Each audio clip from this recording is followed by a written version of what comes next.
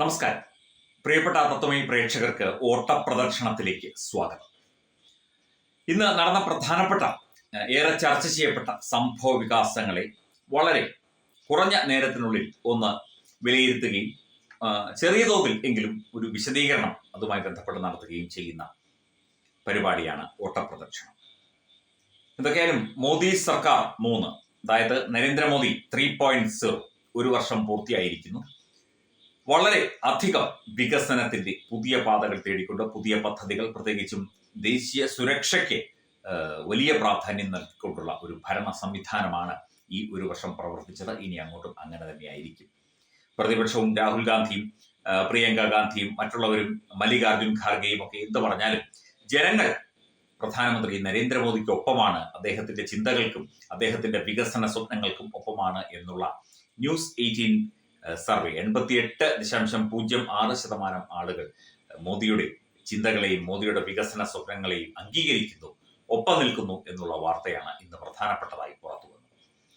വളരെ ദുഃഖകരമായ ഒരു കാര്യം, ചരക്ക് കപ്പൽ തീപിടുത്തം, അതായത് വാൻ ഹെയ് ലൈൻസ് എന്ന സിംഗപ്പൂർ കപ്പലിലാണ് തീപിടുത്തവും അപകടവും ഉണ്ടായത്. ഏതാണ്ട് 22 ജീവനക്കാർ ഈ കപ്പലിലുണ്ടായിരുന്നു. ഇന്ത്യൻ നാവികസേനയുടെ INS സൂറത്ത് അവിടെ എത്തി ജീവനക്കാരെയൊക്കെ തന്നെ ഈ സൂറത്തിലേക്ക് മാറ്റുകയാണ്. എത്ര പേർ കടലിൽ വീണു എന്നതിനെ കുറിച്ച് കൃത്യമായി കണക്കില്ല, ഇപ്പം ലഭ്യമല്ല. ബേപ്പൂർ അഴീക്കൽ അതിന് ഇടയിലാണ് അപകടമുണ്ടായത്. ഇത്തരം കപ്പൽ അപകടങ്ങളൊക്കെ ഉണ്ടാകുന്നത് ഇതിനു മുൻപ് നമ്മൾ അങ്ങനെ കേട്ടിട്ടില്ല. ഈ അടുത്ത കാലത്ത് കണ്ടെയ്നറുകൾ, എന്തൊക്കെയോ വസ്തുക്കൾ അടങ്ങിയ കണ്ടെയ്നറുകൾ കടലിൽ വീണതായുള്ള വാർത്തയും മറ്റു കാര്യങ്ങളും ഒക്കെ വലിയ ചർച്ചയായിരുന്നു. ഈ ചരക്ക് കപ്പലുകൾക്ക് ഇത്തരത്തിലുള്ള അപകടങ്ങൾ എന്തുകൊണ്ട് സംഭവിക്കുന്നു എന്നതിനെ കുറിച്ച് കൂടുതൽ പരിശോധിക്കേണ്ടതുണ്ട്.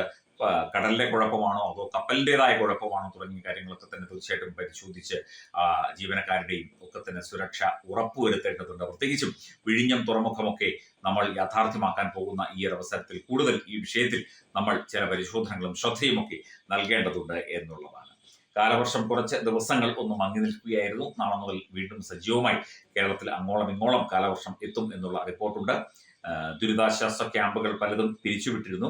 അപ്പോൾ എന്തെങ്കിലും തരത്തിലുള്ള ബുദ്ധിമുട്ടുണ്ടാവുകയാണെങ്കിൽ അതത് തദ്ദേശ സ്വയംഭരണ സ്ഥാപനവുമായി ബന്ധപ്പെട്ട് ജനങ്ങൾ, പ്രത്യേകിച്ചും നദിക്കരകളിലൊക്കെ തന്നെ താമസിക്കുന്ന ജനങ്ങൾ അതത് ദുരിതാശ്വാസ ക്യാമ്പുകളിലേക്ക് മാറാനുള്ള നടപടികൾ സ്വീകരിക്കണം എന്നുള്ള കാര്യവും അധികാരികൾ അറിയിച്ചിട്ടുണ്ട്. അതുപോലെ ഈ പന്നിയെ കെണിവെക്കാൻ വഴിക്കടവിൽ കെണിവെച്ചിട്ട് ഒരു യുവാവ് മരിച്ചതുമായി ബന്ധപ്പെട്ട് ഇതിനെയൊക്കെ രാഷ്ട്രീയവൽക്കരിക്കുകയാണ്. സത്യം പറഞ്ഞാൽ AK ശശീന്ദ്രനൊക്കെ ഒരു വനം മന്ത്രിയുടെ ഭാഷയല്ല, വെറുമൊരു CPM കാരന്റെ, ഇദ്ദേഹം NCP ആണ്, CPM കാരന്റെ ഭാഷയാണ് പലപ്പോഴും സംസാരിക്കുന്നത്. ഇതിനകത്തൊക്കെ ഗൂഢാലോചനയുണ്ട്, രാഷ്ട്രീയ ഗൂഢാലോചനയുണ്ട്. ഒരു കുട്ടിയുടെ, ഒരു യുവാവിന്റെ മരണവുമായി ബന്ധപ്പെട്ട് പോലും രാഷ്ട്രീയ ഗൂഢാലോചനയും മറ്റു കാര്യങ്ങളും എഴുന്നള്ളിച്ചു വിടുന്ന ഇയാളൊക്കെ സംസ്ഥാനത്തിന്റെ ഒരു മന്ത്രിയാണ് എന്ന് പറയാൻ സത്യം പറഞ്ഞാൽ നമുക്ക് നാണക്കേടാണ്. എന്തായാലും വഴിക്കടവിലുണ്ടായ അതിദാരുണമായ സംഭവം ആ കുട്ടിയുടെ കുടുംബത്തിന്റെ ദുഃഖത്തോടൊപ്പം പങ്കുചേരുന്നു. എന്തൊക്കെ വന്നാലും ശരി, ഈ വന്യജീവി ശല്യവും മറ്റു കാര്യങ്ങളും ഒക്കെ തന്നെ ഇവിടെ യഥേഷ്ടം തുടരുകയാണ്. സത്യം പറഞ്ഞാൽ PV അൻവറിനെ വനമന്ത്രിയാക്കിയാൽ കുറച്ച് ഭേദം വരും. അൻവറിനെ പേടിച്ചിട്ടെങ്കിലും മൃഗങ്ങൾ നാട്ടിൽ ഇറങ്ങില്ല തുടങ്ങിയ ചില ട്രോളുകളൊക്കെ കണ്ടു. എന്തായാലും ദുഃഖകരമായ ഒരു വാർത്തയാണ് നമ്മൾ കേട്ടത് വഴിക്കടവിൽ നിന്ന്. അതുപോലെ നടനും BJP പ്രവർത്തകനുമായ കൃഷ്ണകുമാറിന്റെ മകൾ നടത്തുന്ന സ്ഥാപനവുമായി ബന്ധപ്പെട്ട ചില തർക്കങ്ങളൊക്കെ കഴിഞ്ഞ ദിവസം ഉണ്ടായിരുന്നു. 3 ജീവനക്കാരികൾ പ്രതിസന്ധി ഉണ്ടാക്കിയിരുന്നു. ഇവരുടെ കയ്യിൽ നിന്നുള്ള ഡോക്യുമെന്റുകളും കടയുടെ ബാങ്ക് ഡോക്യുമെന്റ് സഹിതം എല്ലാവിധ വിഷ്വലുകളും CCTV ദൃശ്യങ്ങളടക്കം, വീഡിയോകളുടെ CCTV ദൃശ്യങ്ങളടക്കം ഇപ്പോൾ പോലീസ് പരിശോധിച്ചുകൊണ്ടിരിക്കുകയാണ്. അത് പരിശോധിച്ച ശേഷം നാളെയോ മറ്റന്നാളോ അതുമായി ബന്ധപ്പെട്ട കാര്യങ്ങളും നടപടികളും ഉണ്ടാകും എന്നാണ് കേൾക്കുന്നത്. എന്തായാലും നിയമ സംവിധാനത്തിന് കീഴിലേക്ക് ഈ കേസും എത്തുകയാണ്. ഇതിനിടയിലൂടെ ജാതിക്കാട് കുത്തിക്കേറ്റിയൊക്കെ ഒരുപാട് പരിപാടി നോക്കി, പക്ഷെ അതൊന്നും നടന്നില്ല, അല്ലെങ്കിൽ അതൊന്നും വർക്കൗട്ട് ആയില്ല എന്നുള്ളതാണ് മറ്റൊരു യാഥാർത്ഥ്യം. ഇത്രയും പ്രധാനപ്പെട്ട കാര്യങ്ങളൊക്കെ തന്നെ സംഭവിച്ചത് ഇന്ത്യയിൽ പലയിടത്തായി, പല സംസ്ഥാനങ്ങളിലായി, മണിപ്പൂരിൽ വീണ്ടും ചില പ്രശ്നങ്ങളും പ്രതിസന്ധികളും ഒക്കെ ഉണ്ടായതായി റിപ്പോർട്ടുണ്ട്.